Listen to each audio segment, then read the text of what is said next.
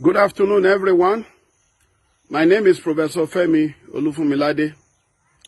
I'm a professor of international relations and strategic studies with special interest in conflict and security studies. I am passing this message across to President Muhammadu Buhari, the Attorney General of the Federation and Minister of Justice, Abubakar Malami. Both of them, we've been together for a long time as political allies in the days of the defunct CPC and even before then. And even though one is not part of those who can, take decision for the administration, one still feels that one should be able to intervene with pieces of advice when it is most needed. I want us not to view the arrest of Mazi, NNAMDI, KANU, leaders of IPOB, as a thing to gloat or rejoice over, because I want to talk to you as an authority in conflict management, conflict resolution, conflict prevention now. And I'm putting on my cap of conflict prevention presently. The Mazi NNAMDI KANU, who was taken to custody, who later jumped bail, and now lately arrested, is not the same Mazi NNAMDI KANU of old. The Mazi NNAMDI KANU in custody right now is one who embodies the hopes and aspirations of thousands, if not millions, of Igbo youths who are ready to follow him to any length. And we have seen how he's been able to magnetize them to himself. Whether you believe in the logic of the cause he is advocating for or not, the fact remains that he enjoys a huge followership that are consequential as far as peace and harmony, particularly in the southeastern part of Nigeria, is concerned. So I will want to plead with the authorities to be magnanimous in victory in court, and to go beyond that to see how a window can be opened for dialogue, so that whatever the grievances of his followers are, you will be able to resolve it amicably. But if you stand on the ground that they are terrorists, they should be treated with iron hand, well, I'm not sure we are going to see an end to this anytime soon. Because from my observation of the type of crowd he attracts, it's quite electrifying, it's quite magnetic, and they are overwhelmingly large. And I don't see them just running back into their cocoon now simply because he's been arrested.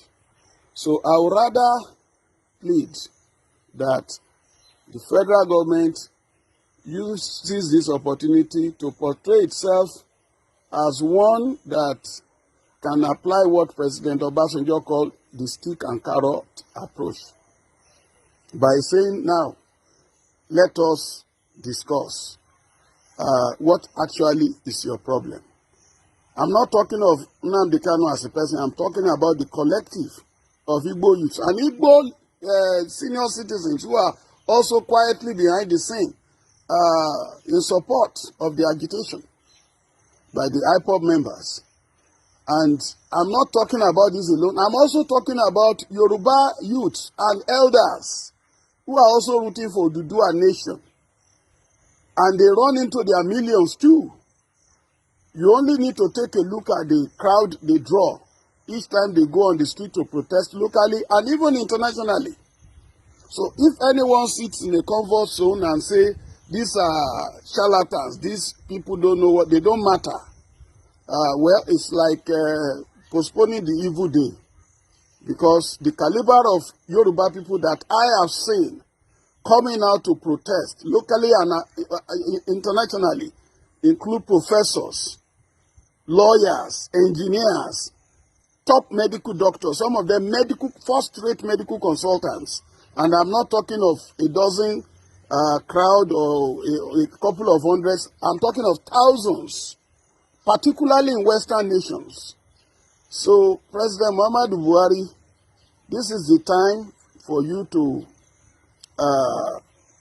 put any form of inhibition aside and open the door for dialogue. Don't let any of your aid, any of your assistants make this an occasion for passing across provocative messages on the social media. See what has happened to NNAMDI KANU. You, his followers, you will see what will become of you. That will be terribly counterproductive. And I am not a soothsayer. I'm not a member of IPOB, but I'm a social scientist and an observer of trends in Nigeria. And I know that the crowd I see that these guys pull, this NNAMDI KANU pull, some of them are highly educated, sophisticated. The idea that they are all, illiterate traders is not true. Some of them are highly placed people. So we should not allow this to produce another form of Boko Haram. You know, Mohammed Yusuf was arrested too, similarly. And we don't know what happened. The next thing was to produce his corpse. And then it was like the end of Boko Haram had come. And then before you knew what was happening, an Abubakar Shekau was upon us. I don't want an Abubakar Shekau in the case of IPOB. I want whatever grievances IPOB members have to receive hearing at the presidential level. And after all, the Miyetti Allah, despite the atrocities its members are committing across the country, killing, maiming, destroying farms, and they keep talking and defending their people, they have not been taken to jail. Rather, the federal government is talking about reclaiming grazing routes for them. So in a way, federal government recognizes that they have some legitimate claims.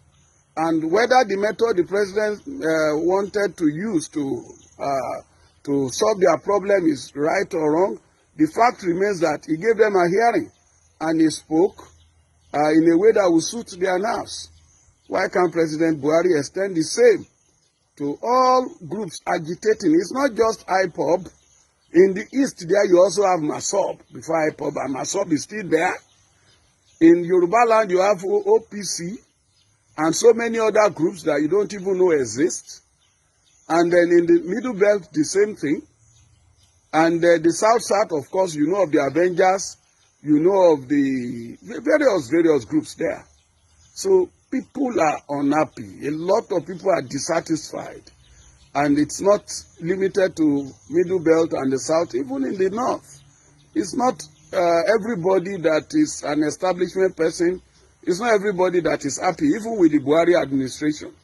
It's not every Fulani that is happy. Why can't we have a national dialogue? President Buhari, a stitch in time saves 9. God bless every lover of peace and progress listening to this.